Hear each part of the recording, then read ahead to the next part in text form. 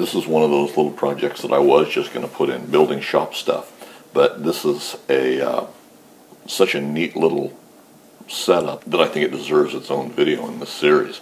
So we're just ramming one of these extensions up in real time, and we'll set it in place to kind of show the basics of how I use them. Just pack that sand in there. I've added a lot of parting compound in it, so it releases, and then you just pack it in by hand, then ram it, make sure it's good and tight, because these are a little bit fragile, so you want your sand to be rammed pretty hard. You screed them off and flip them over and bed them down onto your follow board there, just to make sure they're nice and flat and seat on your mold. And we're going to wrap them and pull the core out of it, and then we're going to wrap it again to release the outside, and we lift them off. They're based off of these Dixie cups, so they fit real well. They work exceptionally well, and I'm really pleased with the results. So like I say, they're a little more fragile, so you have to be careful when you set them, and you want them rammed pretty hard, especially when you first start out at that top edge, because otherwise they'll fall off there.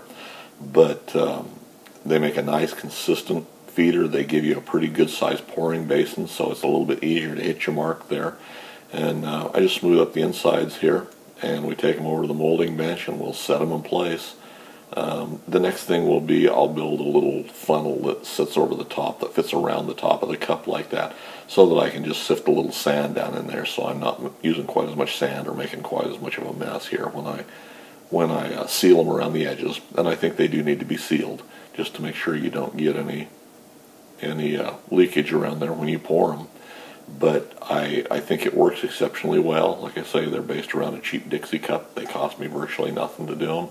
And you know, a ceramic shell extension or something like that would be a better setup. But like I say, these are so quick and easy and inexpensive to make that I'll continue to use these.